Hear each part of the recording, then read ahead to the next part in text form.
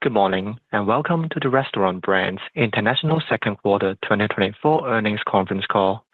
All participants will be in listen-only mode. Should you need assistance, please signal a conference specialist by pressing the star key followed by 0. After today's presentation, there will be an opportunity to ask questions. To ask a question, you may press star, then 1 on a telephone keypad. You will hear a tone to confirm that you are in the queue. To exit the question queue, you may press star, then 2. All callers will be limited to one question. Please note this event is being recorded. I would now like to turn the conference over to Kendall Peck, RBI's Head of Investor Relations. Please go ahead. Thank you, Operator. Good morning, everyone, and welcome to Restaurant Brands International's earnings conference call for the second quarter ended June 30th, 2024. As a reminder, a live broadcast of this call may be accessed on the Investor Relations webpage at rbi.com/investors, and a recording will be available for replay. Joining me on the call today are Restaurant Brands International's Executive Chairman, Patrick Doyle, CEO, Josh Kobza, and CFO, Sami Siddiqui. Today's earnings call contains forward-looking statements, which are subject to various risks set forth in the press release issued this morning and in our SEC filings. In addition, this earnings call includes non-GAAP financial measures. Reconciliations of non-GAAP financial measures are included in the press release and trending schedules available on our website. As a reminder, following our acquisition of Carrols Restaurant Group, which closed on May 16th, 2024, we introduced a sixth reportable segment, Restaurant Holdings. This segment includes results from operations of the Burger King restaurants acquired as part of the Carrols acquisition and will include results from our Popeyes China restaurants beginning in the third quarter. The consolidated growth metrics discussed during the prepared remarks, including organic adjusted operating income growth and organic adjusted EPS growth, exclude results from our Restaurant Holdings segment. And now I'll turn the call over to Josh. Good morning, everyone, and thanks for joining us.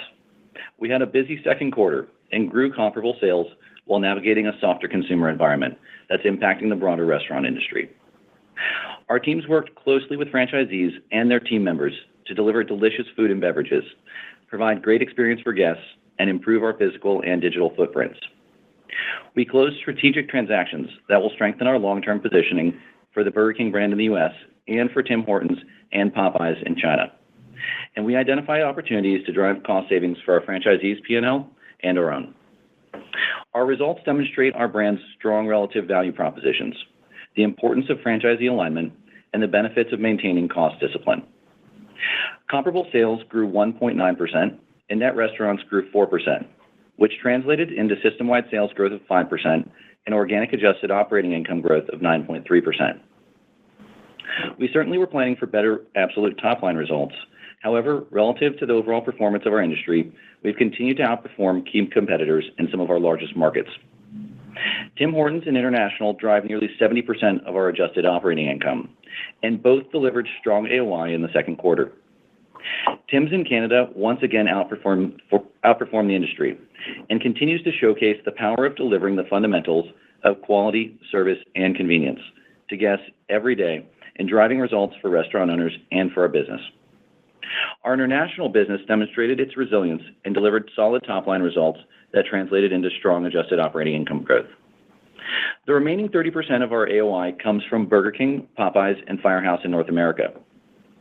At Burger King US, our turnaround is well underway. Our balanced approach to everyday value continues to resonate with guests, and the team has reacted calmly in the face of heightened promotional activity across the industry. Popeyes remains focused on unlocking sales opportunities through menu innovation and making restaurants easier to run. And at Firehouse, the team is building out its development pipeline with a clear path to accelerate growth this year and beyond.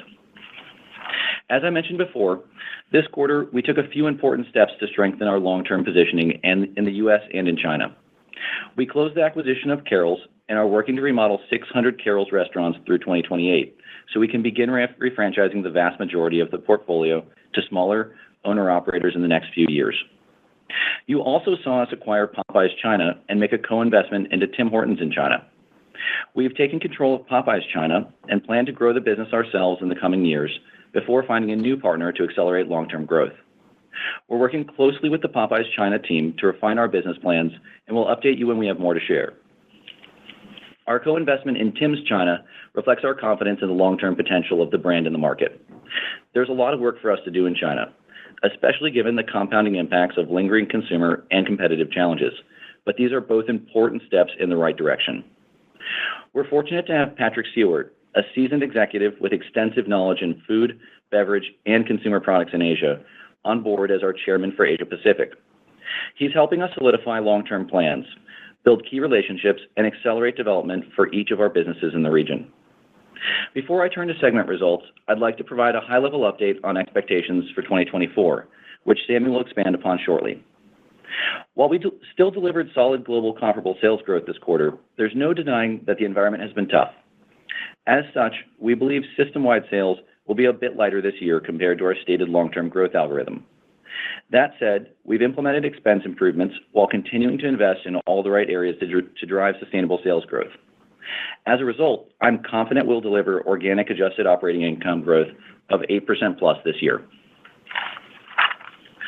Turning now to segment results, I'll start with Tim Hortons, that delivers about 43% of our adjusted operating income. In June, I joined Axel, the Tim's team, and over 1,800 restaurant owners and leaders in Toronto for their convention celebrating 60 years of Tim Hortons in Canada, 50 years of the Tim's Foundation, and 40 years of Tim Hortons in the U.S. It was an incredible experience, complete with a special musical, The Last Timbit, and a ton of product tastings from the culinary and beverage teams. It was amazing to celebrate the Tim's Foundation, which is so core to Tim's strong community ties, and we recently raised nearly 13 million Canadian dollars for Tim's Foundation camps through our annual Camp Day. I love seeing the excitement and confidence of so many restaurant owners for the future of this brand. So much of this confidence is due to the strong foundation Axel and the Tim's leadership team have built alongside our restaurant owners over the past 5 years, and the results that they continue to drive every day. Tim's in Canada delivered a 4.9% increase in comparable sales, well ahead of the broader industry, and did so through a balanced mix of traffic and check growth. It's pretty remarkable to see the market leader expand share in core categories like coffee, breakfast, and baked goods. This is a testament to the team's marketing and menu initiatives, relevant value positioning, operational excellence, and unmatched convenience.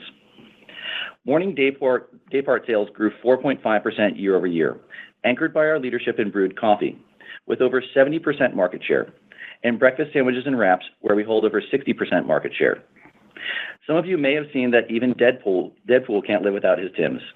We're looking forward to working with Ryan, and we'll have more to share on that soon. Great results are as much of the product of strong operations as strong marketing. The team is delivering some of the best weekday morning service times we've seen in the past 5 years, with even more opportunity in the morning daypart through increased adoption of our Scan and Pay app feature, shoulder-to-shoulder restaurant visits, and layout optimization from store renovations and new builds. We've made exciting strides on our PM food journey, which began in 2022 with the launch of Loaded and Anytime Snackers. We've already seen these two platforms contribute 2 points to PM food market share growth. This success paved the way for our expansion into flatbread pizzas, introduced in mid-April after 2 years of testing, aligning with restaurant owners, and adding new ovens to the back of house. We've been pleased with the results so far, and we're excited for the innovation opportunities our new ovens unlock. I had the pleasure of tasting a number of these at convention in June.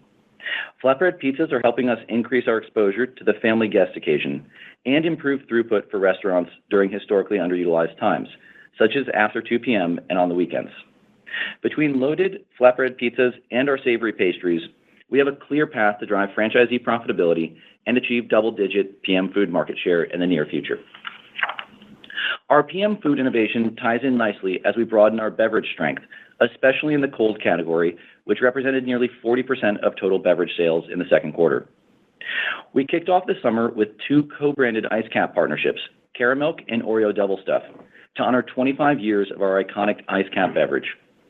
We also added exciting flavors to our sparkling quencher lineup and most recently introduced Infuser, an energy drink made with natural caffeine that appeals to younger guests looking for a delicious caffeinated beverage alternative.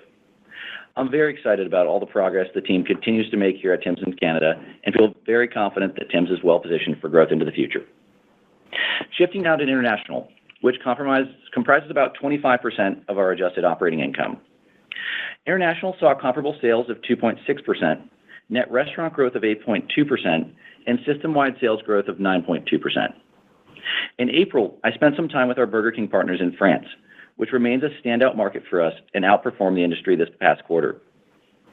Our local team and restaurant operators are really talented and very passionate, and we appreciate the work they've done to build such a powerful and relevant brand in France over the past 10 years, building the brand to over 530 locations today with over $2 billion in annual system-wide sales. Burger King also saw positive results in markets like Brazil, Japan, Australia, and Mexico. This strength helped to partially offset moderating price trends in many of our Western European markets, challenging consumer dynamics in China, and the conflict in the Middle East. At Popeyes, we're bringing our delicious Louisiana chicken to more markets around the world. Since acquiring Popeyes in March of 2017, the brand has grown from over 500 international restaurants, generating roughly $300 million in annual system sales, to nearly 1,300 restaurants today and over $1 billion in system-wide sales. To give you a few market examples, in 2019, we brought Popeyes to Spain with one of our existing Burger King partners, RB Iberia, and we now have nearly 140 stores in the market with an attractive runway for further development. In the UK and India, the brand is off to a great start and has already reached roughly 50 restaurants in each market in less than 3 years, with clear paths to accelerate from there. We entered France about a year ago, and although we only have 16 stores today, the market offers a lot of potential. In May, I visited our first Popeyes in Lyon and saw how much our beautiful restaurants and high-quality food are resonating with our French guests. Most recently, New Zealand welcomed its first Popeyes restaurant, which is on track to deliver over $6 million in annual restaurant sales, making it one of our strongest new country entries to date. I'll be there with Thiago and our international team in a couple of weeks to celebrate their early success and learn about the key ingredients to it. Not to be outdone, though, our Latin America team followed the New Zealand opening by opening in Costa Rica in July, and that restaurant opened to nearly 1,800 transactions on day one. A big congratulations to our teams and our partners on some remarkable accomplishments with Popeyes and International. While Popeyes is having a lot of early success in many markets around the world, we know it can do so much more. Shifting now to Burger King, which delivered about 18% of our adjusted operating income this quarter. Burger King U.S. comparable sales were relatively flat, while total net restaurants declined 2%, resulting in a negative 0.8% decline in system-wide sales. The absolute sales and traffic results at Burger King were clearly softer than we aspire to, but the business continued to outperform burger QSR sales and traffic. I believe this is in large part due to our responsible approach to everyday value, our focus on meeting the needs of our guests and franchisees, and the impact of our operational improvements starting to shine through. The word value has received a lot of airtime in the past few months. We've been reinforcing Burger King's value proposition, great tasting food at an affordable price, for the past few years now, with our distinctive qualities of flame grilling, the Whopper, and have it your way. We brought back another $5 price pointed item this quarter, the $5 Your Way meal, and balanced it with premium menu innovation like Melts and now our new Fiery menu. There's even more we can do to enhance the value we offer, and I believe great operations, digital, and reimaging are just as important to win in the long term. We're on track to complete nearly 400 remodels this year and bring our system to between 85 to 90% modern image by 2028. We now have 150 Royal Reset remodels open for at least 6 months, and they're driving uplifts in the mid-teens range, net of control. A number of these stores showcase our new Sizzle image, and Sammy and I got to visit a few recently in Atlanta and in Miami with Tom and the team. We're very excited to get more Sizzles in our system as we remodel Carol's restaurants and execute our $300 million Royal Reset 2.0 investment. It may take time to see the full impact of our Burger King investments flow through, and I'm confident in the brand's path forward, especially given the focus of our multi-year plans and the strong alignment our team has built with our franchisees. I think we'll find that the shorter-term pressures being felt by the QSR industry are masking some pretty incredible changes at Burger King that will deliver long-term rewards. Turning now to Popeyes, which comprises about 10% of our adjusted operating income. Popeyes U.S. grew net restaurants 3.8% and comparable sales 0.6%, resulting in system-wide sales growth of 4%. Top-line results reflect the environment I've discussed, but our wings platform, which recently expanded with the launch of boneless, and our big box value promotions helps lead to overall QSR share growth year over year. Our freshly hand-battered and breaded boneless wings are a great way to expand our wings platform to new guests and occasions. While we aren't yet seeing the uplift from wings and attracting new users, we are seeing strong traction from existing guests. Awareness, trial, and consideration take time to build, and by continuing to focus on wings with the right promotional and advertising strategy, we're confident there's a lot of runway for us to bring in new guests and take share in one of the fastest growing chicken categories. Digital is also an important channel to communicate Popeyes' value to guests and drive traffic. And we saw 32% growth in digital sales this quarter, reaching a digital sales mix of over 27%. Jeff and team have now converted around 50 kitchens under our easy-to-run model, and we shared initial learnings with franchisees at our convention in New Orleans in May. The simplified kitchens and automated ordering are driving improvements in order accuracy, driver wait times, and team member and guest satisfaction.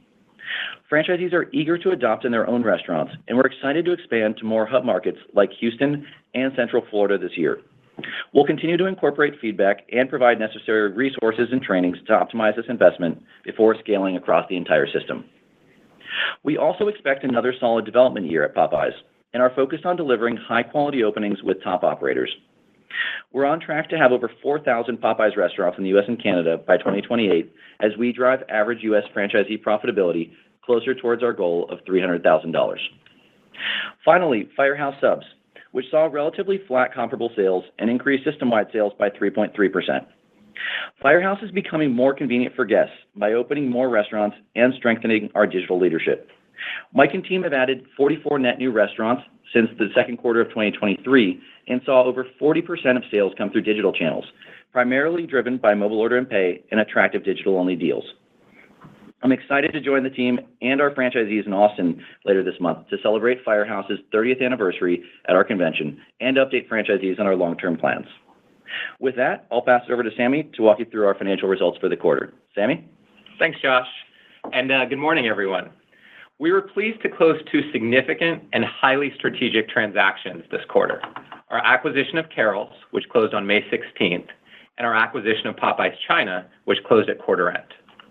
I want to provide you with a quick update on how those two transactions impact our segment reporting going forward. As I mentioned last quarter, we want to preserve the franchisor dynamics and P&Ls, consistent with how our businesses will be run long term. And since we plan to refranchise the vast majority of the Carrols restaurants and to find a new partner for our Popeyes China business over time, we will be reporting results of the BK Carrols and Popeyes China restaurants in a separate segment called Restaurant Holdings. Restaurant Holdings will pay intercompany royalties, rents, and advertising fees to the respective franchisor segments, the Burger King and International segments respectively, which will be eliminated upon consolidation on the face of the P&L. All organic growth rates I'll be discussing today exclude results from the Restaurant Holdings segment.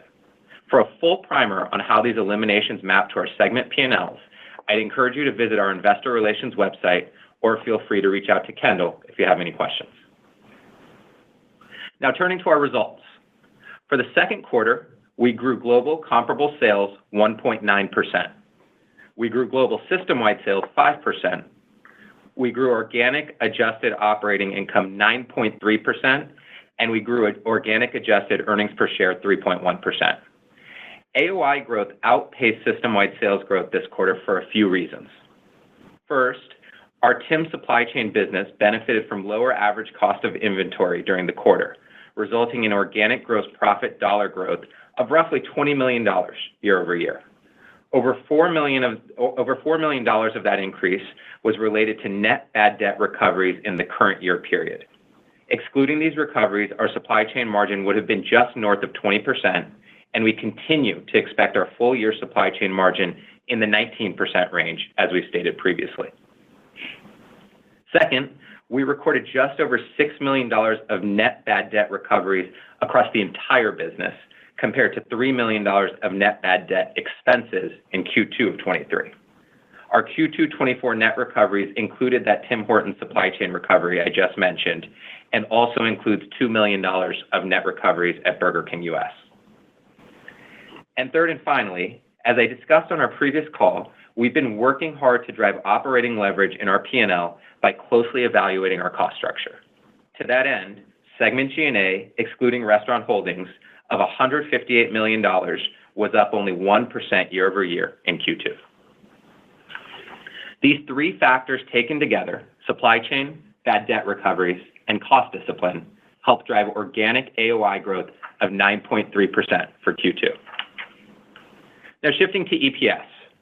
Our adjusted EPS was 86 cents for the quarter, compared to 85 cents last year, representing an organic increase of 3.1% year over year, excluding an FX headwind of 3 cents per share and a 1 cent benefit from restaurant holdings.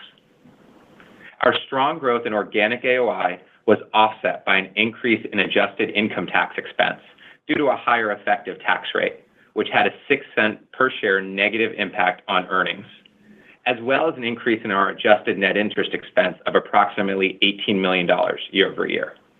Our adjusted effective tax rate in this quarter was approximately 20%, bringing our year-to-date rate to approximately 19%. And the increase in adjusted net interest expense was mainly driven by a higher debt balance following our Carrols transaction. In terms of our capital structure, in June, we saw a good opportunity to reprice our $5.9 billion term loan and improve the spread on our interest rate by 50 basis points, from SOFR plus 225 to SOFR plus 175, which is one of the tightest spreads for a credit of this size and this rating. In conjunction, we paid down the term loan B from $5.9 billion to $4.75 billion, and we issued $1.2 billion of 6 1/8 senior notes due in 2029. These successful transactions are expected to drive approximately $30 million in annualized net interest savings and are leverage neutral. We ended Q2 with available liquidity of approximately $2.2 billion, including nearly $950 million of cash on the balance sheet, and our net leverage ratio was 5 times. We continue to anticipate reaching mid-4 times net leverage by the end of this year, pro forma for a full year of Carrols results. Turning now to free cash flow and our recent investments. During the quarter, we generated over $290 million in free cash flow. As a reminder, our free cash flow metric does not reflect the benefit of our FX and interest rate hedges, which added approximately $46 million of positive cash flow. We spent $15 million on Reclaim the Flame investments at Burger King US, of which $5 million was related to our Fuel the Flame marketing investment. We have $48 million of our Fuel the Flame marketing investment marketing spend left, and we expect to contribute around $10 million in Q3, with the balance of that $48 million to be spent in Q4. As a reminder, in Q3 of 23, we did not contribute to the Fuel the Flame marketing investment, and in Q4 of 23, we contributed $37 million. We returned $261 million of capital to shareholders this quarter through our dividend, which we declared for Q3 at 58 cents per common share and unit, with a 2024 target of $2.32 per share. As Josh touched on this quarter, we also acquired Popeyes China for an enterprise value of $15 million. At Tim's China, we agreed to invest up to $30 million via 3-year convertible notes, $20 million of which were issued at closing, with the balance to be issued over the coming months, subject to the business meeting certain operational and financial conditions. I'll now provide you with an update on our expectations for 2024, which excludes results from Restaurants Holdings. As Josh discussed earlier, considering our year-to-date results and current industry trends, we now expect our second half results to be similar to what we saw in Q2, implying system-wide sales growth in the 5.5% to 6% range for the full year.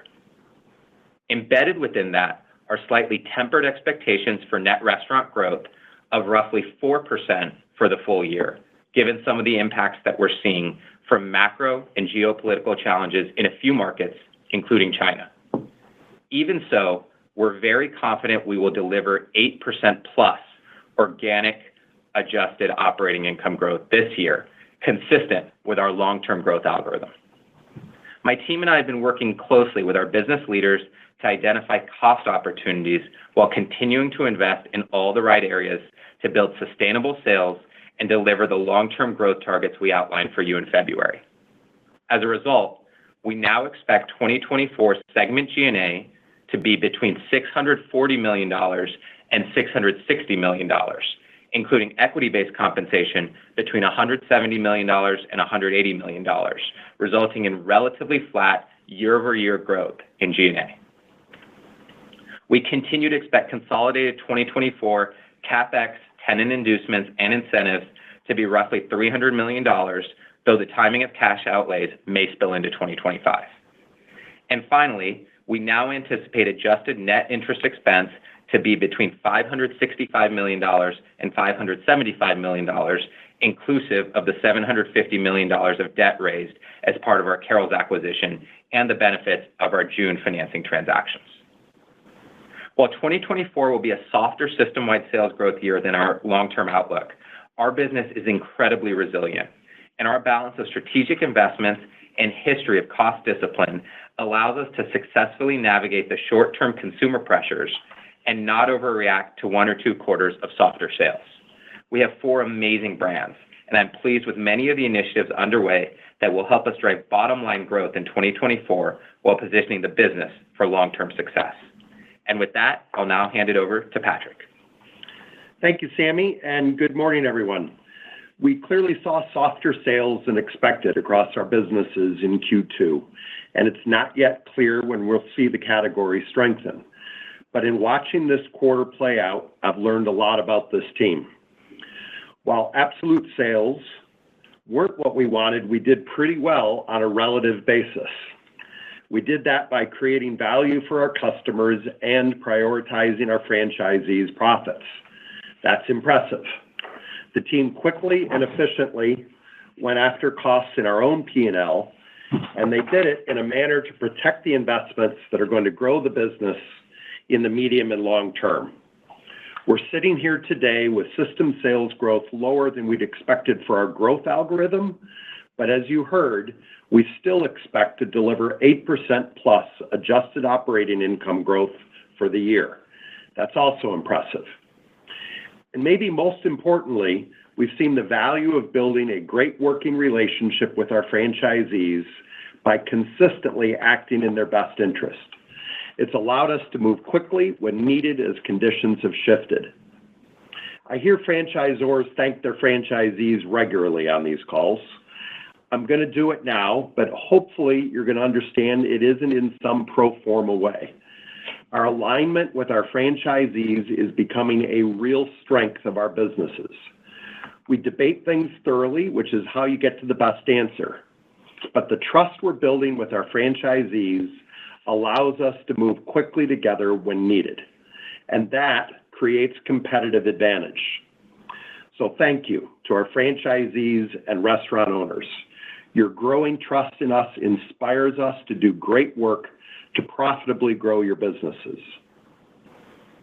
We exist to serve our guests, and we know that their purchase habits are affected by a lot of macro factors, and it's our job to adapt. But clearly, we have opportunities to position ourselves to perform even better in all environments and take share no matter the category conditions. We need to continue to provide guests the best quality food and beverages in each of our categories and to innovate to meet our guests' needs. We need to continue to improve operations across the board. This is something we can never take for granted, even at a brand like Tim's, which is already executing at a stunning level. We need to bring Burger King to modern image, and we need to make ourselves more convenient at Popeyes and Firehouse and for all our brands around the world. The great thing is that each of our teams has strong long-term plans in place to do just this, and I'm confident in their ability to execute. I've been around this business long enough to know that you're going to have bumps, but you don't know the quality of the team and the franchisees until you see them operate through a bump. Having now seen them operate in a tougher environment, I'm impressed. And with that, I'll turn it over to the operator for questions. Thank you. Ladies and gentlemen, if you would like to ask a question, please press star followed by 1 on a telephone keypad now. If you change your mind, please press star followed by 2 to withdraw the questions. Please limit to 1 question at a time, and please ensure that your phone is unmuted locally. We have our first question comes from Brian Bittner from Oppenheimer. Brian, your line is now open. Good morning. Thank you. I just have a clarification for Sammy and then a follow-up question for Josh and Patrick. Just Sammy, you said on the outlook that you expect this year to be an algorithm year for operating profits despite system sales being a little light. Is this being partially driven by the inclusion of the incremental profits from the restaurant holding segment, or are you expecting to achieve algorithmic profit growth regardless of those acquired stores? And for Josh or Patrick, just as it relates to unit growth, you anticipate to drive unit growth of roughly 4% across the enterprise in 2024. Can you update us on how you are anticipating unit growth to evolve after 24 into 25? And if you do anticipate any acceleration, can you remind us of the building blocks that drive this? Thanks, guys. All right, Brian. Morning. Thanks for the question. So just to clarify, when I was speaking to the algorithm and the forward-looking guidance, we were very clear that it does not include restaurant holdings. So it is the business kind of pre the Carrols transaction. And just to reiterate, for the full year, we're expecting 8% plus organic adjusted operating income growth, which excludes Carrols. Great. And Brian, I'll take the second one on unit growth. So there's a number of things that we're working on to drive improvement in unit growth over time, and I'll talk through each of those. First of all, we have seen improvement in the trajectory of our Burger King U.S. business, and we hope to see even further improvement in the unit trajectory of that business as we go into 2025. We're also making progress at Firehouse. I mentioned a bunch of times that Mike's been doing some great work building up a development pipeline in the U.S. and in Canada as well to improve the pace of growth there. So I'm hopeful that we'll see some good improvement here in 2024 and build upon that as we go into 2025. I also think we can see some improvement at Tim Hortons in Canada and the U.S. We've talked about the opportunities in both of those geographies, but we're looking at opportunities to grow the store base in Canada. As we've referenced a little bit in the past, the population's grown up here, and that creates opportunities. And there's still some provinces where we're relatively underpenetrated. So we're looking at some opportunities in Canada, and we're also making some good progress in the U.S. So Katarina and her team are building development pipelines, both in some of our existing markets in the northern parts of the U.S., but we're also opening more restaurants in the southern part of the U.S. So you've seen us in Texas and Georgia, and we have plans to open up in a number of additional geographies later in this year and building upon that into 2025. On top of that, there's a lot we're working on in our international markets. I referenced a few of the really exciting developments that we've seen, especially at Popeyes, I would say. We've got some big markets that are starting to get to relevant scale. Places that I mentioned like Spain, the UK, India, those are starting to ramp up their development pace. But we're opening some new markets as well. And I would say the results of those new markets have been really encouraging. So all that are kind of projects that we're working on for 2025. On top of that, we're trying to make more progress in China. You saw us take a few important steps there in this quarter, where we're setting ourselves up for, I think, better results in the future, especially for Popeyes and Tim Hortons as we get into 2025. Though we obviously have work to do on our BK business there still. So I don't think we have a solution to everything there, but I think we're making some good progress across a lot of our international markets. So those are some of the building blocks we're working on. A lot of stuff going on, and I think a lot of ways to accelerate growth from where we're at today. Thanks. Thanks for the clarification, Sammy, and thanks for the answer, Josh. Appreciate it. Thank you. Our next question comes from David Palmer from Evercore ISI. David, your line is now open. Good morning. Love to just explore what you're thinking about in terms of gives and takes on the same-store sales in the second half of the year. I think you're more or less saying that comps globally blended will be something like 2% in the second half, based on your commentary on on, things being roughly similar to the second quarter. I think there's concern out there that the industry trends are getting softer into the third quarter and that competitive discounting is intensifying. So maybe could you talk about gives and takes among your brands and regions, and maybe what gives you confidence you can at least be somewhat stable into the second half? Thanks. Hey, David, it's Sammy. Good morning. Thanks for the question. The way you're framing it is correct. We expect the second half of the year comp to be consistent with what we saw in Q2. That was roughly 2% as you look at Q2 same-store sales.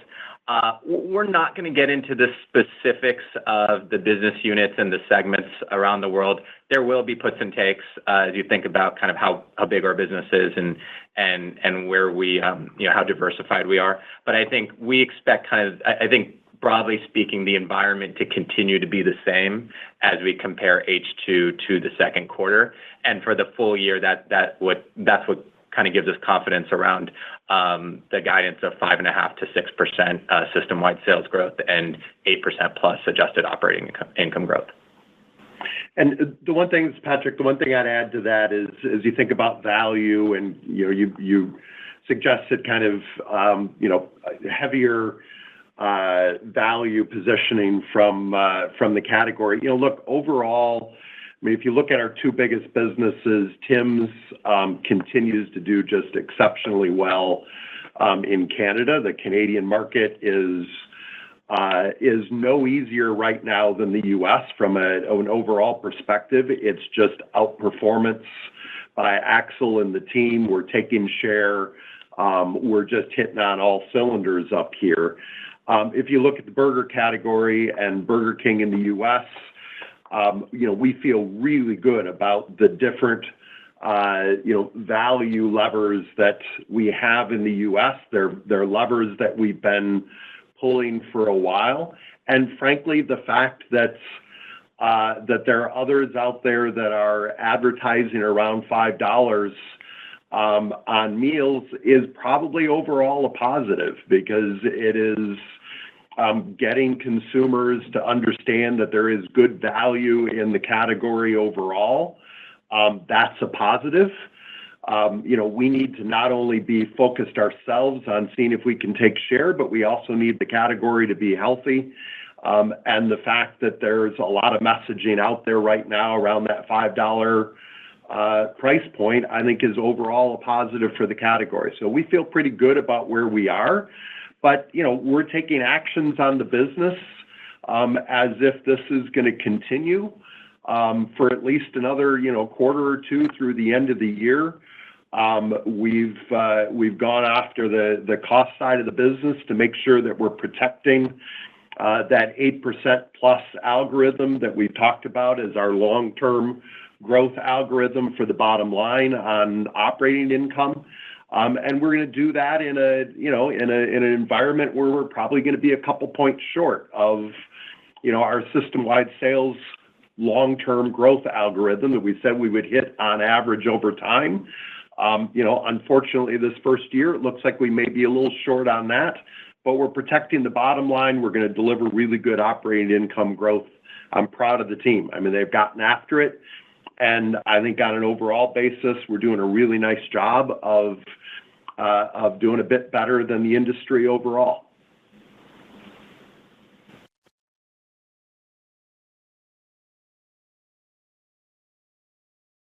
Thank you. Our next question comes from John Ivankoe from JP Morgan. John, your line is now open. Very much.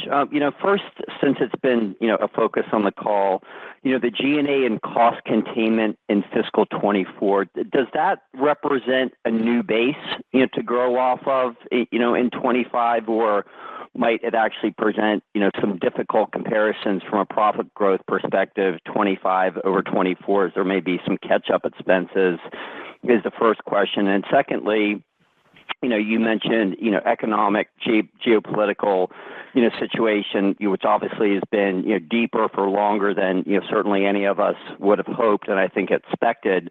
As, a number of your franchisees do, asset reviews on a trade area by trade area basis, might there be an uptick in closures, as we kind of go into 25 at this point, or, are these 20-year types of investments, where your franchisees are willing, able, to kind of withstand a bad year or a slow year in terms of impacted markets and basically just wait the storm or war, as you want to call it, out? Thank you. Great. Thanks, John, for the question. I'll take the first one, and then I'll throw it over to Josh. Specifically on the G&A, it's a great question. I think, broadly speaking, as you look at where our guidance has come down and gotten better as the years progressed on G&A, that's really driven by three factors and roughly a third. I think the first one was something we commented on Q1 was there were some personnel and senior level changes earlier this year that are flowing through the P&L. And as you think about the recurring nature of those, that is a new baseline. So those are permanent. I think as you look at the second bucket, you look at as where the year is sort of headed, our incentive-based compensation structure for this year will be slightly down because our algorithm, our full year numbers outlook have sort of changed. So you'll see that also reflected in the numbers. Now, I would argue that is not a permanent change. As you think about incentive-based compensation, we typically go into every year assuming that we'll hit our targets and we'll pay out on those targets. This year is a little light on that, which is why the incentive-based comp has come down a little bit.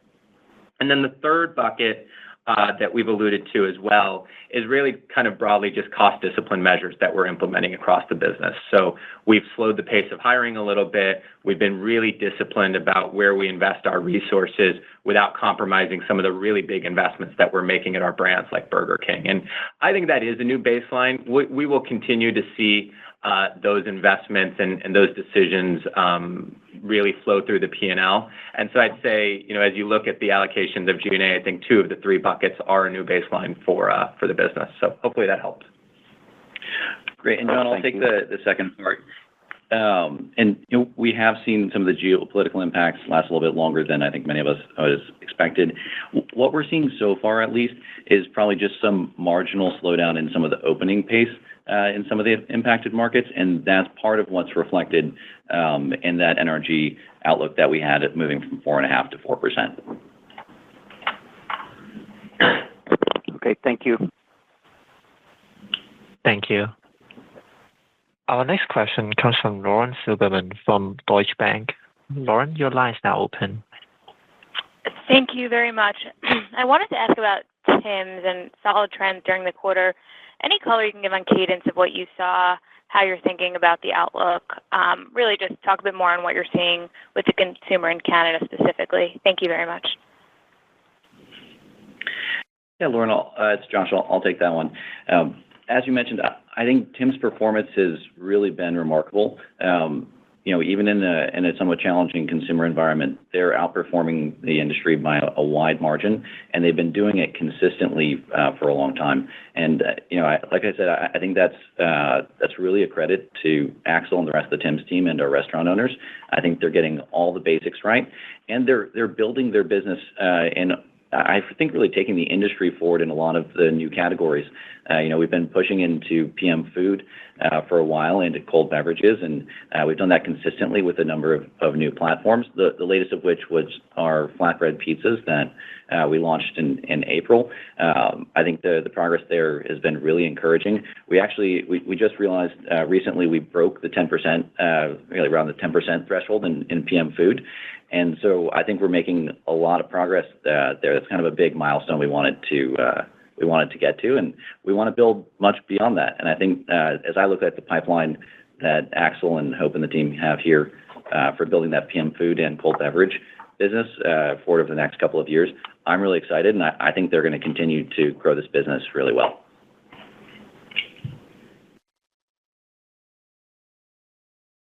Thank you. Our next question comes from Dennis Geiger from UBS. Dennis, your line is now open. Great. Thanks, guys. Just wanted to ask a little bit more on the Burger King investments in the U.S. and maybe specifically on the reimage program. Just kind of the latest and greatest there on thoughts, how that rollout's going, what you guys are seeing, and kind of confidence in the plans going forward and what that can do for the business overall. Thank you. Yeah, Dennis, it's Josh. Thanks for the question. We've seen continued progress, I would say, on a few different fronts. We're seeing an increase in the pace of remodels, and I mentioned that a little bit earlier. We expect to do about 400 this year, which will be fantastic. And as the sample size has grown, we're continuing to see really great results from those reimages. So we're still around sort of the mid-teens uplift. That's tremendous. That's a great result, and I think it speaks to the quality of the projects that we're doing and execution of those projects. We've been around to visit an awful lot of them, and especially we're trying to visit as many sizzles as we can. And I've got to tell you, I think this sizzle image is getting better and better every time we do a new one. And some of the customer reactions we've seen have been incredible. So I think there's building excitement for the sizzle image. And as we transition to doing more of those this year and especially into next year, I think it's really going to transform the image of the Burger King brand in the U.S. and help to modernize it and elevate it. And so I think we're seeing good returns. We're seeing good progress on getting the remodels done and good progress towards moving to our new modern image. So I'm really happy with it so far and think the team's doing a great job. Great. Thanks, Josh. Thank you. Our next question comes from Andrew Charles from TD Cowen. Andrew, your line is now open. Great, thanks. You talked about how the long-term guidance framework for 5% plus net restaurant growth still holds through 2028, though 2024, of course, is tempered to around 4%. Can you help bridge, though, from how you get to 4% unit growth in 24 to 5% in 2025? I recognize, obviously, the China investments will help, but that's probably only a piece of it. And something else is probably needed to help accelerate that cadence of openings back to 5%. Thanks. Yeah, Andrew, so as I mentioned a little bit earlier, there's a lot of things we're working on, frankly, across all of the business units. I think we've got a lot of opportunities. We've got to go out and realize all those opportunities, and each of them can be a material building block towards getting towards that long-term algorithm. I think the math's pretty simple. A point is about 300 restaurants, and so that's not so far. We're not so far off of that level, and I think if we can make progress on a decent number of the things that I laid out a little bit earlier, we have confidence that we're going to get back to where we need to be to hit that guidance over the long term.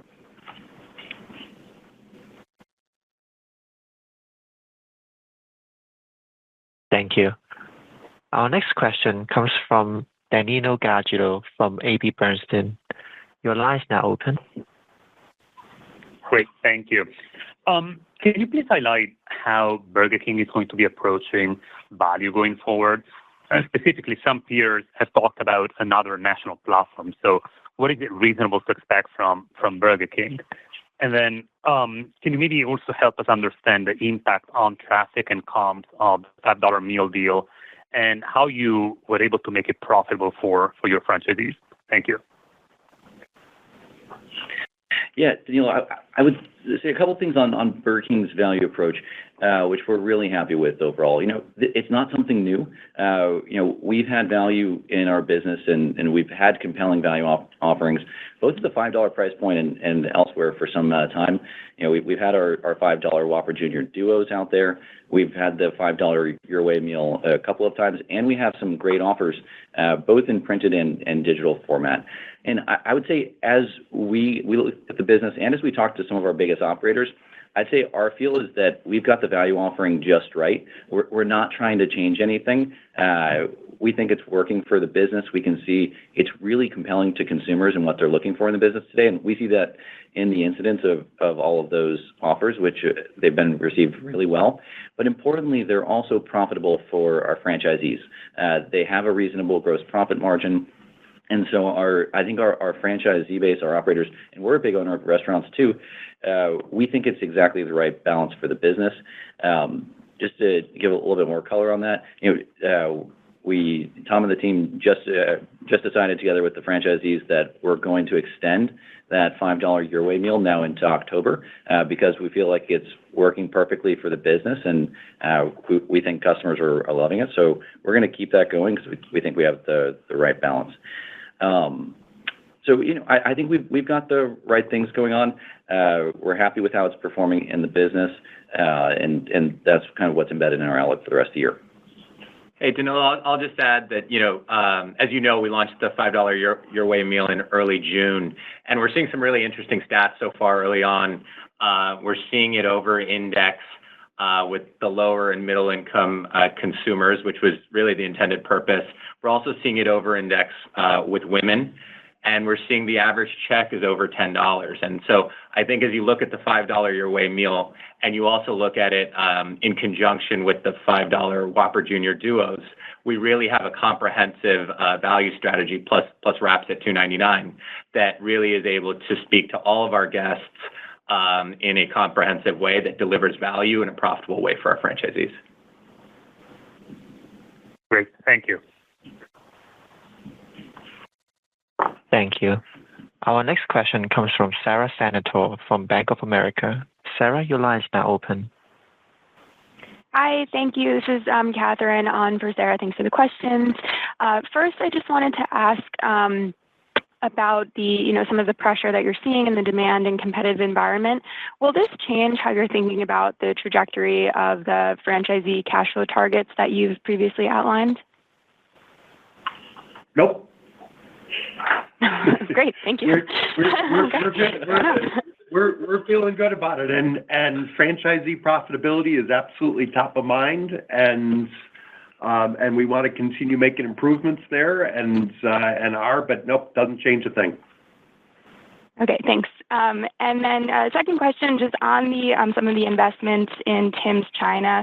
I think given some of the pretty persistent challenges in that market, had you considered pausing or maybe rethinking some of the growth targets in that market rather than reinvesting in the business in order to sustain growth there? Catherine, so my point of view on this, I think that we absolutely believe in the long-term potential of the coffee market in China. We recognize it's very competitive right now. I think that's a reflection of the size of the opportunity. But I think the business, any of those businesses that's going to be competitive in China, you've got to get to critical mass. You've got to get to large scale to be competitive. So I think it is really important over the medium to long term that we pursue a pretty aggressive growth path there. At the same time, we are working on making sure that we're operating the business in a really profitable way. So the team at Tim's in China has taken a lot of actions to improve the profitability of the business, the profitability of the restaurant base, and I think we're seeing some good progress now. We've come a long way in the first 6-7 months of the year, and that's encouraging to us in terms of how the business is performing, but it also gives more confidence to want to see that business grow aggressively over time. Thank you. Thank you. Our next question comes from Jeffrey Bernstein from Barclays. Jeffrey, your line is now open. Hi, good morning. This is Pratik for Jeff. Thanks for taking the question. Sammy, it seems like the balance sheet, even after these acquisitions and investments in Tim China, et cetera, is in pretty good shape with a sizable cash balance. And I believe the release mentioned that you're within your target leverage ratio around 5 times. Just how should we think about cash usage going forward? It seems like the shares are at a pretty attractive value right now, and just wanted to get your thoughts on potential share repurchase going forward. Thank you. Hey, Pratik, thanks for the question. And yeah, we similarly feel very strongly about the position we're in and the balance sheet, the position of the balance sheet. I think it's really a testament to the business model. It's a resilient business model that generates really high free cash flow, which allows us to do a couple things. I think number one, and first and foremost, we're going to continue to invest in our own business. As you've seen with the Burger King Reclaim the Flame plan, as you've seen really with the Carrols acquisition, which was really an investment in the Burger King US business. And I think it's really important that we continue to do that with the right discipline measures in place. I think number two, we are committed to our dividend, and having a healthy payout ratio. And so as we think about capital allocation, the dividend has been a big part of our strategy for a while now, and will continue to be a big part of our capital allocation going forward. And then as you sort of start thinking about share buybacks, to your question, and you sort of measure it against deleveraging, I think it's hard to speak sort of in absolutes, but I'd say our preference at the moment is really to focus on deleveraging. We've been very clear that we want to hit the mid 4x leverage range by the end of this year, and we remain committed to that. And so we will continue to, always be nimble, but I think deleveraging is our priority on the balance right now. Got it. Thanks. I appreciate that. Thank you. Our next question comes from Jon Tower from Citi. John, your line is now open.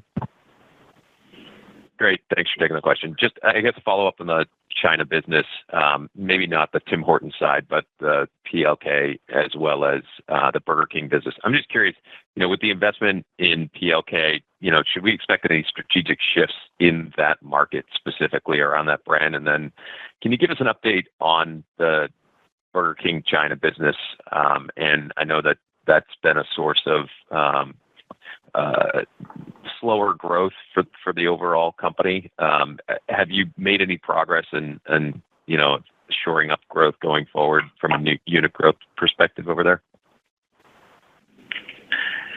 Hey, John, it's Josh. Thanks for the questions. I'll take each of those. So in Popeyes, we were really encouraged by how the brand was received initially, and I would say the shift is just for us to take it on and make sure it has the capital and the support it needs to realize its full potential. So I'd say not a big brand positioning or strategy shift there. I think we'll just be working on building up the team and then building up the development pipeline to make sure that we start growing that at the pace that we think makes sense. So that's the game plan there. And we're planning to do that ourselves for a while, and then we'll start working on finding the right long-term local partner there over the next couple of years. And in terms of Burger King in China, it has been a challenging environment, so that the business has been a bit challenged there. We don't have anything new to share. That one's more of a work in progress. Happy that we made some progress on Tim's and Popeyes, and we're still working on Burger King. Got it. Thank you. Thank you. Our next question comes from Eric Gonzalez from KeyBanc Capital Markets. Eric, your line is now open. Hi, good morning. This is Chris on for Eric. So maybe following up on the prior franchisee profitability question, can you provide an update, at least at a high level, on some of the puts and takes around BK domestic franchisee profitability today? I know you'll provide specific details once the year closes, but any updates on progress against last year's $205K average four-wall EBITDA in the context of some of the consumer and operating dynamics today, including focus on value, commodity and labor cost trends, or anything else that's relevant? Thank you. Hey, Chris, I can take the first or second part of that question regarding sort of some of the costs we're seeing in the business. You've obviously seen the reported sales that we're seeing at the Burger King business, and really roughly flat for the quarter on the top line. As you think of sort of some of the commodity impacts, we haven't seen a ton of impact in terms of commodity inflation from beef, which has been widely reported on, I think, earlier this year. We do expect in the second half of the year to see some beef inflation. And so I think as you think about the Burger King commodity basket for the full year, we'll see low single digits commodity inflation in that range, primarily driven by beef. There's some other items that are also impacting that. And then on the labor side, I think nothing dissimilar from what we're seeing across the rest of the industry. Also, low single digits inflation on the labor side. So those are probably the cost elements. I don't know, Josh, if you have anything to add on the top line. No, I think, as you mentioned, we'll share the update at the end of the year. I'd say overall BK US franchise profitability has been sort of stable to improving. And so that's what we're seeing so far, and we'll give specific numbers when we get to the year end. Great. Thanks so much. Thank you. Our next question comes from Gregory Francfort from Guggenheim Securities. Gregory, your line is now open. Hey, thank you guys for the question. My question is just, there's been a lot of talk about the U.S. consumer. You guys are performing pretty well at Tim's Canada, and I'm just wondering if you could kind of compare and contrast what you're seeing in the U.S. with what you're seeing in Canada. And then I think your biggest competitor up there about 4 weeks ago put out a dollar level entry price point for coffee. Do you feel like you have value in the right spot up there? Do you feel like you have to make any changes? Just any thoughts on kind of the menu construct and the pricing construct? Thanks. Yeah, Greg, I'll take this one. There has been some consumer softness in Canada. There are a little bit different dynamics. I would say, inflation has softened up in Canada a fair bit, but there's a little bit more unemployment up here. So a little bit of nuance there. And, I think probably the biggest difference is just Tim's is doing a great job outperforming the market, even in a difficult market. And that's been the case for a while now, and it's certainly been the case in the year to date and in the second quarter. In terms of value offerings, two thoughts on this one. One, I think that Tim's business, what it does so well is provide incredible everyday value. You see that in our menu prices, but we also hear it back from guests, and any of our brand surveys were number one in value for money. So I think we've been really disciplined in our everyday pricing, which has been paying really good dividends. Though we also do have value mechanisms from time to time up here. Right now we have a $3 breakfast sandwich with the purchase of any coffee. I had that this morning for breakfast, which was great.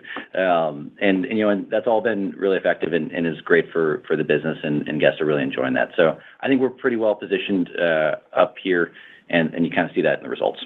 And the one thing I would add to that is that what's generating growth at Tim's in Canada is just relentless improvement across the business. What builds a great restaurant business is continually improving your food, improving your service, making your restaurants look great, having a great relationship with terrific, motivated franchisees, focusing on success for them and for us.